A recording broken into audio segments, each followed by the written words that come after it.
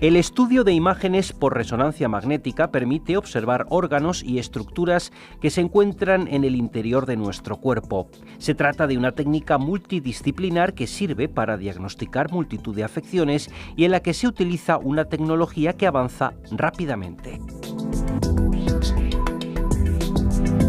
La imagen por resonancia magnética está incluida dentro del plan de estudios del Máster en Física Médica de la UNED, el primero de estas características que se imparte a distancia y que está abierto a muchos perfiles científicos.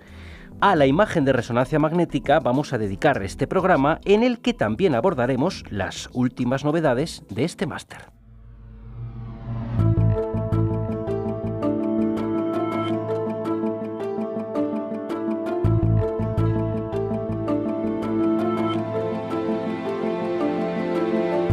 Está con nosotros Cristina Santamarta, que es la coordinadora del Máster en Física Médica de la UNED. Bienvenida, Cristina. Bien hallado, muchas gracias. Vamos a hablar en primer lugar, antes de pasar al tema central que antes anunciábamos, vamos a hablar de las novedades en el plan de estudios de este máster. Cristina, ¿cuáles serían esas novedades? Se han propuesto unas novedades que ya han sido aprobadas por la facultad para ver si pueden entrar en marcha el curso que viene, el 19-20, y afectan un poco a la estructura del plan de estudios. No a las asignaturas como tal, puesto que no hay ninguna que aparezca o desaparezca, sino que se han reorganizado un poco para hacer un plan de estudios nuevo. Una novedad es que en primero hay unos perfiles de entrada que eran antes 7 y ahora los hemos reducido a 6. Y en el segundo curso, que antes había un segundo curso por cada perfil de entrada, ahora vamos a dejar el segundo curso solamente con las modalidades de estudio, lo que serían las especialidades, digamos, que es la especialidad académica, la profesional y la de investigación. Como se supone que en el primer curso ya se han nivelado las titulaciones de entrada, la parte que venía de ciencias de la vida y la parte que venía de las ingenierías, física, informática, y se han nivelado, puesto que los ingenieros físicos informáticos tienen asignaturas de biología y los biólogos tienen biólogos, médicos, farmacéuticos, asignaturas de matemáticas. En primero hemos logrado nivelarnos y en segundo ya desaparecen esas especialidades de entrada, digamos. Otra novedad es que el trabajo fin de máster pasará de 6 créditos que tiene actualmente a 12 créditos, puesto que los estudiantes la verdad es que invierten en el trabajo fin de máster mucho más trabajo que en una asignatura normal.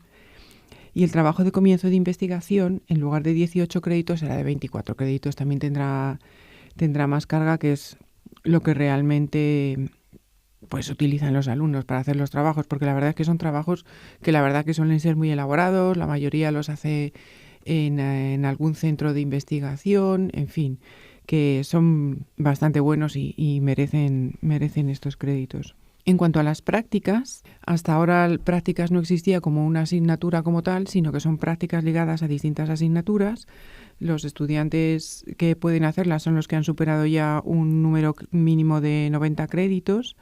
Se hacen siempre a finales de junio, principios de julio, dependiendo de cómo caigan las semanas. Y no existe la asignatura de prácticas como tal, una asignatura en la que uno se matricula y paga.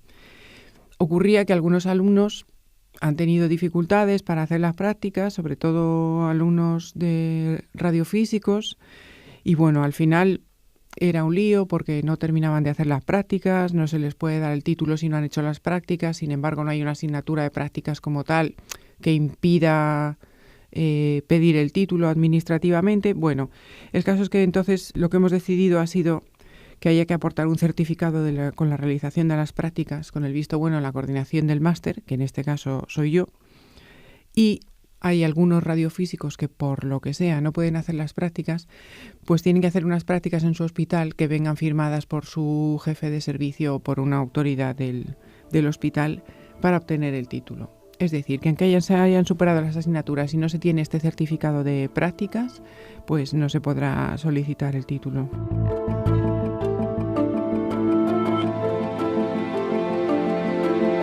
Como decíamos al inicio, hoy el protagonista, el tema científico que va a protagonizar el programa es la imagen por resonancia magnética. Profesora, yo creo que la primera pregunta es ¿cómo se genera la imagen por resonancia magnética? Pues como su nombre indica, lo que tiene es un imán. un imán, hablando científicamente, muy gordo, de muchísima potencia, que puede tener forma de túnel, los hay que son en espiral, como un túnel, o ser un imán, digamos, de los tradicionales, que tiene un polo norte y un polo sur, uno arriba y otro abajo, y el paciente se introduce entre los dos polos. Normalmente son imanes que son cilíndricos, es un túnel, es la imagen que se tiene normalmente de las máquinas de resonancia. Cuando introducimos el cuerpo en el imán, todos nuestros átomos, que son como pequeños imancitos, se colocan paralelo o antiparalelamente a ese campo magnético que genera el imán. Normalmente en los imanes que son con un túnel, bueno, normalmente no, siempre en los imanes que son como un túnel, el campo magnético tiene la dirección del eje del cilindro, va de adelante a atrás. Entonces, nuestro cuerpo tendríamos un campo magnético que entra por los pies y sale por la cabeza. Todos los átomos de nuestro cuerpo, en particular los núcleos de los átomos, se orientan paralela o antiparalelamente al campo, como si fueran imancitos. Entonces ya los tenemos, digamos, dominados y ya podemos hacer algo con ellos. Se emite una radiación que es radiación de radiofrecuencia, en el sentido que su frecuencia de oscilación está en el rango de frecuencias de la radio, de los megahercios, y esa radiación es capaz de interactuar con los núcleos atómicos que están orientados paralela o antiparalelamente al campo. Les puede enviar energía. Cuando enviamos energía a los núcleos, estos se excitan y se cambian de posición. Cuando dejamos de enviar esa energía, retornan a su posición de equilibrio, devolviendo la energía al medio. Y esa energía que nuestros átomos devuelven al medio, nosotros la captamos con una antena. Y con esa señal que se capta con la antena, somos capaces de reconstruir una imagen de lo que hay dentro del cuerpo. Suena un poco misterioso, pero básicamente ese es el mecanismo de generación. Hemos hablado de radiación. Cuando hablamos de este tema, quizás se puede suscitar alguna duda en torno a la seguridad. ¿Es una modalidad de imagen segura para el paciente? ¿Tiene riesgos? Efectivamente, es que la palabra radiación se utiliza para todo lo que se emite en el espectro electromagnético. Como he comentado, radiación en el orden de la radiofrecuencia. Los rayos X tienen un rango de energías muy diferentes y eso es lo que se denomina como radiación ionizante. La radiación ionizante es la que tiene riesgos para la salud, bueno, posibles riesgos para la salud, porque puede interaccionar con el ADN, destruir o alterar alguna cadena de ADN, y eso es lo que nos provoca los riesgos de contraer cáncer. Sin embargo, esta radiación, que es del orden de la radiofrecuencia, del orden de la radio FM directamente, es no ionizante, con lo cual no tiene absolutamente ningún riesgo para el paciente la radiación como tal. ¿Qué riesgos tiene la resonancia? Pues no hay nada sin riesgos, aunque es una modalidad de imagen que tiene muy poquitos. Tiene riesgos con implantes metálicos, porque como estamos metiendo el cuerpo en un imán, pues puede haber alguna interacción entre algún implante metálico y el campo magnético. Los implantes ahora mismo se hacen con titanio, que es un metal que no es magnético, con lo cual no tiene ninguna interacción con el campo magnético. Pero algún implante antiguo, algún cazador que pueda tener a lo mejor perdigones o algo así bajo la piel, que a veces ni se enteran, la verdad, que hay personas que se han ido a hacer una resonancia y se han enterado de que tenían un perdigón ahí alojado debajo de la piel. Eso puede ser un riesgo. Otro riesgo son trabajadores de soldaduras y cosas similares, porque también a veces, sin que ellos lo sepan, tienen pequeñísimas esquirlas metálicas en los ojos, y entonces esas esquirlas se moverían con el campo magnético y les podían producir una lesión ocular, con lo cual todos los trabajadores de soldaduras y profesiones similares antes tienen una placa de rayos X para asegurarse de que no tienen nada en los ojos. Los pacientes con marcapasos también tienen un gran riesgo. La mayoría de los marcapasos que se implantan ahora son magnéticamente compatibles, pero hay que desprogramar el marcapasos a la hora de entrar en la máquina y luego volver a programárselo. Y luego un riesgo asociado es, como he comentado, que el imán tiene forma de túnel, pues es la claustrofobia. Los pacientes que tienen claustrofobia y necesitan esa prueba porque las otras modalidades de imagen no les dan información a los médicos, pues tienen que entrar sedados. Entonces, bueno, pues es un pequeño inconveniente.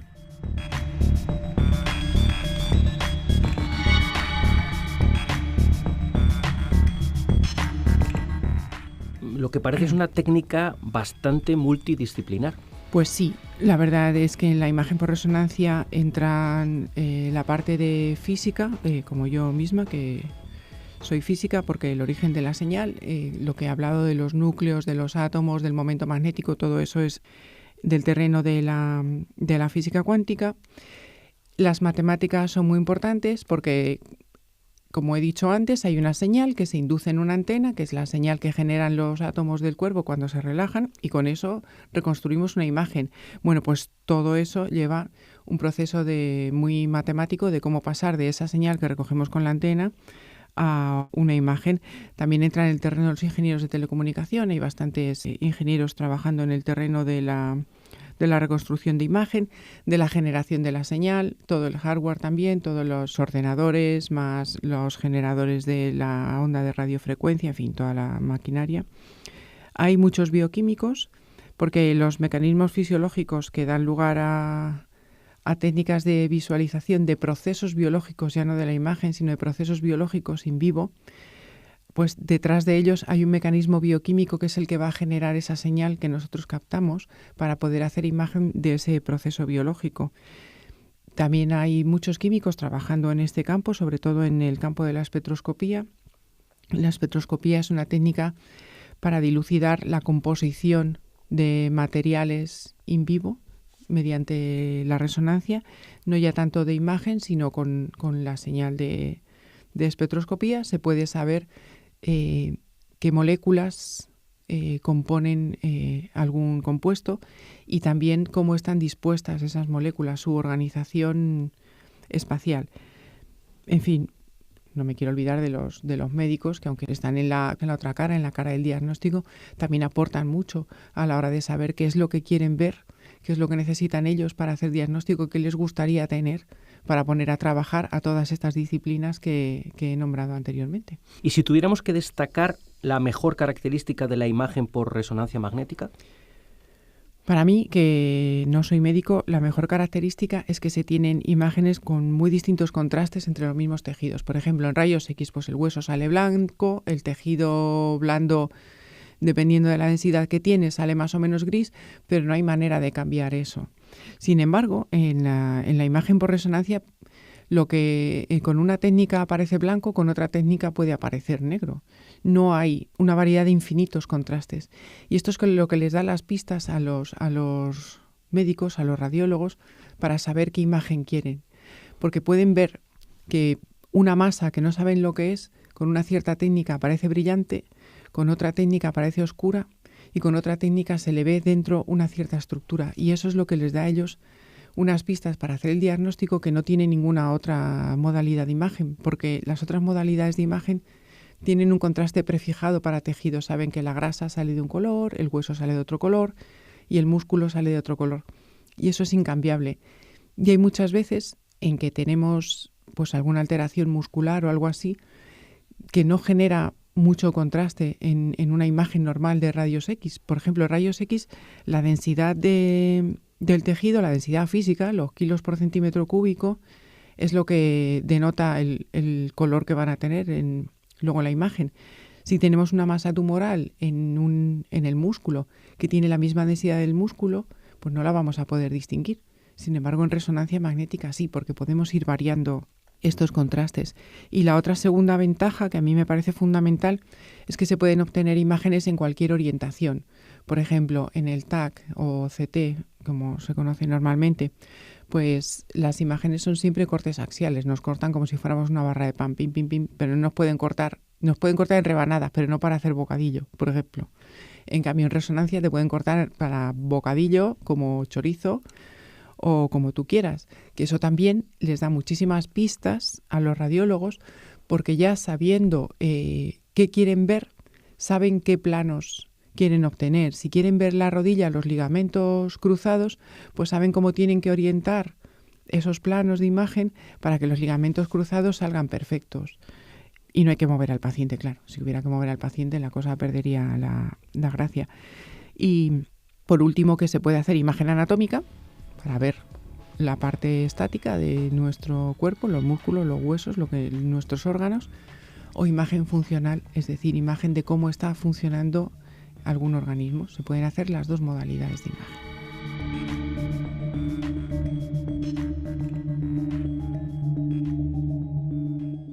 Por lo que estamos escuchando, esta técnica de imagen lo tiene prácticamente todo. ¿Por qué entonces no se usa más y no se abandonan las otras técnicas? Bueno, yo soy adicta a la resonancia, entonces siempre la defiendo, pero bueno, cada técnica tiene un punto fuerte. Por ejemplo, la ecografía es inocua, también no tiene radiación ionizante, se pueden hacer cuantas ecografías hagan falta. De hecho, es la técnica de referencia para diagnóstico fetal porque no tiene ningún problema ni para el feto ni para la madre. Es barata, es portátil, pero por ejemplo no tiene esta diversidad de contrastes. Para problemas fetales muy complicados también se utiliza la resonancia, a pesar de que es difícil la técnica con fetos porque se mueven mucho. Los rayos X es una técnica que es muy rápida y tiene radiación ionizante. Utilizada con un control de dosis tampoco es peligrosa. Cada vez hay más control de la dosis de rayos X que tenemos los pacientes. Es muy buena para ver hueso, por ejemplo. La resonancia para ver el hueso pues no es tan buena. Tiene muy alta resolución. Se puede hacer imagen cardíaca 3D con rayos X en una apnea, en un respire, no respire, que en resonancia eso no es posible. Y bueno, también tiene su parte portátil en los equipos de rayos X que puede haber en una clínica dental o algo así, que eso en resonancia pues todavía no lo tenemos. Y el PET, por ejemplo, que es la imagen nuclear, nos da imagen funcional del metabolismo de nuestro cuerpo. Es muy, muy útil para rastrear tumores y metástasis, sobre todo metástasis pequeñas, que a lo mejor no se pueden ver en imagen, porque habría que hacer imagen de todo el cuerpo. El PET se puede hacer más o menos de todo el cuerpo y hay una diferencia muy grande entre las metástasis y el tejido sano. Entonces, aunque sean una cosa muy pequeñita, destacan mucho porque tienen un consumo muy acelerado de glucosa y lo que mira el PET es el consumo de glucosa, el metabolismo de la glucosa, porque el radiotrazador que se inyecta en el paciente es un radiotrazador radiactivo que bueno, pues tiene una similaridad con la energía nuclear. Tiene también su riesgo porque nos están inyectando un material radiactivo y este material radiactivo es glucosa marcada. Entonces, todo lo que esté consumiendo glucosa a un ritmo distinto al metabolismo normal del cuerpo, pues va a dar una señal. Y es entonces una modalidad de imagen muy, muy, muy buena y muy fiable para rastreo de metástasis, que no tenía muy buena resolución espacial, pero ahora lo que se hace es construir sistemas CT-PET, en el CT con rayos X y el PET, que es la imagen nuclear. Entonces el CT ofrece una imagen de muy alta resolución que se funde con la imagen del PET, que es la que nos da esta imagen metabólica para el rastreo de metástasis. ¿Y si tuviéramos que hablar de algún punto débil de la resonancia magnética?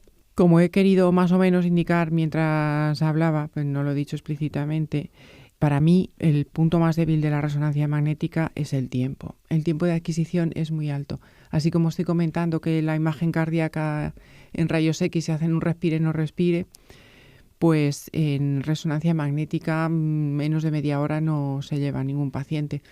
Se hacen muchas más imágenes, todo es verdad, en muchos planos diferentes, con muchos contrastes diferentes. En unos se ve la sangre brillante, en otros la sangre oscura o el músculo cardíaco brillante u oscuro para detectar zonas de infarto, zonas que se mueven, zonas que no se mueven porque tienen las células necrosadas. Se hace un estudio mucho más profundo, pero a la vez es muchísimo más tiempo. Y, por ejemplo, en imagen cardíaca, ya que estoy hablando de esto, el paciente pues tiene que hacer muchas apneas, lo que en CT es un respire no respire, pues esto en un estudio de resonancia el paciente se lo aprende, porque respire no respire como 40 o 50 veces para hacer todas las distintas imágenes. Entonces, eso para mí es un inconveniente muy grande, pero de momento no es salvable. O sea, no es que tengamos que esperar a que la técnica evolucione y de repente todo se haga más deprisa, sino que los procesos fisiológicos que generan esta señal de resonancia pues también tienen su tiempo. Entonces es algo en lo que sí se está trabajando. Seguro que se acortan los tiempos. De hecho, los tiempos de ahora son muy diferentes a los del año 2000, por ejemplo. Casi estamos en la mitad de tiempo. Pero aún así estamos hablando de estudios de una media hora, cuando una ecografía o un estudio por CT pues a lo mejor son 5 o 10 minutos. La señal también tiene una señal ruido baja, son muy ruidosas, con lo cual hay que hacer muchas repeticiones de la imagen para luego al final hacer la media y limpiar el ruido y quedarnos con una calidad de señal que sea diagnóstica. Pues estas dos cosas son las que hacen que la imagen por resonancia pues siempre sea muy lenta.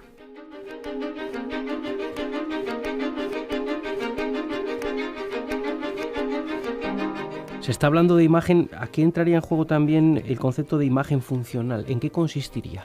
Pues es lo que no es imagen anatómica, efectivamente. La imagen anatómica, que es estática, nos va a presentar todos los órganos que hay, pues si hay tumores o si el órgano está sano, pero es estático. Sin embargo, la imagen funcional lo que se ven son cosas en movimiento o cosas en proceso de cambio.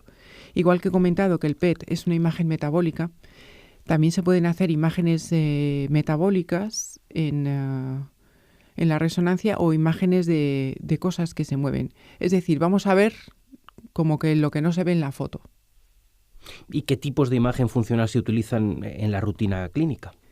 Pues las que se utilizan, digamos, a diario son la angiografía, que aquí se ve el flujo de la sangre. No es que se vea la sangre, sino que lo que se ve es el flujo. Si hay un vaso que está estenosado y que por ahí no hay un flujo normal de sangre, pues lo vamos a detectar. Se pueden hacer también imágenes de activación, que estas son muy bonitas. En estas lo que se ve es qué parte del cerebro está funcionando cuando se hace una determinada tarea. Por ejemplo, se puede ver el córtex visual, si nosotros movemos los dedos de una mano o no los movemos mientras nos están haciendo la imagen. Al mover los dedos de la mano hay una parte del cerebro que se activa y al dejar de moverlos, esa parte del cerebro, el córtex motor, se desactiva. Pues si hacemos imágenes, mientras el paciente, para estas imágenes tiene que colaborar el paciente, pues mueve y no mueve los dedos de la mano, hacemos imágenes en los dos estados, restando las dos imágenes, podemos saber qué parte del cerebro se ha activado, qué parte del córtex motor se ha activado para cuando nosotros movemos los dedos. Esto es por una diferencia en los estados magnéticos de la oxi y la deoxihemoglobina.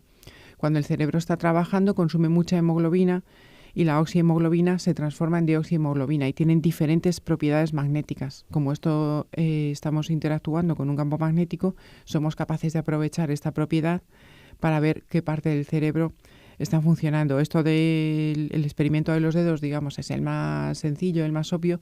Se puede estudiar el córtex visual, la memoria, haciendo que el paciente tenga tareas de recordar cosas, el área del lenguaje.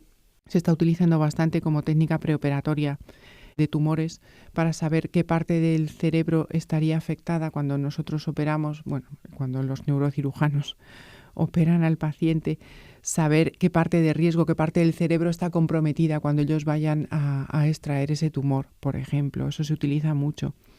Se utiliza también otro tipo de imagen, que es la imagen de difusión. Aquí lo que vemos es cómo se difunden las moléculas de agua a lo largo de nuestros tejidos.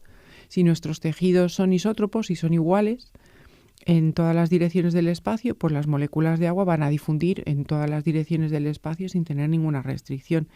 Sin embargo, si estamos en tejidos que son muy anisótropos, por ejemplo los axones de las neuronas, que son como un cable, pues las moléculas de agua van a difundir a lo largo del axón, a lo largo del cable, no van a tener una difusión libre, isótropa, en todas las direcciones del espacio. Bien, pues nosotros con técnicas de resonancia somos capaces de ver cuál es la dirección de difusión de estas moléculas de agua y con esas direcciones de difusión después reconstruir el tejido que hay debajo. Con esto se hacen, por ejemplo, lo que se denomina tractografía, que son mapas de cómo están los axones en el cerebro. Eso nosotros en una imagen estática no lo vemos. Nosotros vemos el tejido cerebral como tal, pero no llegamos a un nivel de ver por dónde van los axones.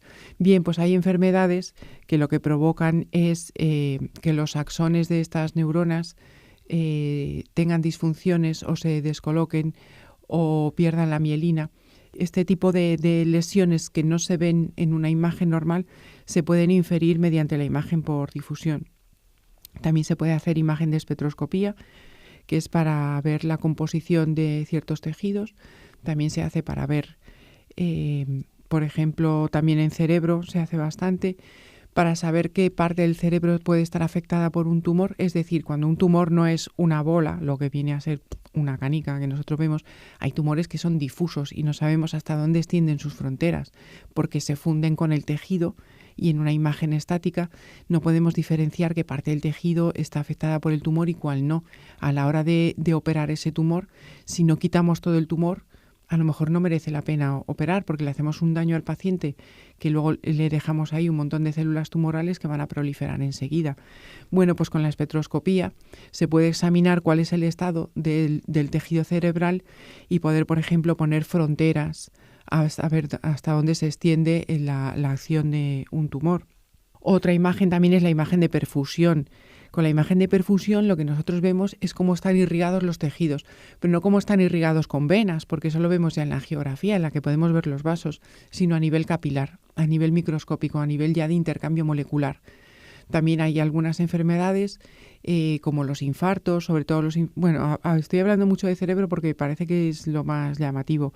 Los infartos cerebrales también se puede ver en imagen qué parte del tejido está necrosado, porque eso sí que nos da un contraste diferente, el tejido sano del que está ya muerto, pero lo que se llama la penumbra del infarto, esa zona de tejido del infarto cerebral que no sabemos si es recuperable o no, eso nos lo dice la perfusión, sabiendo qué irrigación tiene, si los capilares están regando bien ese tejido o si los capilares no lo están regando bien, que en ese caso pues estaríamos hablando de tejido que ya va a ser tejido necrosado, por ejemplo.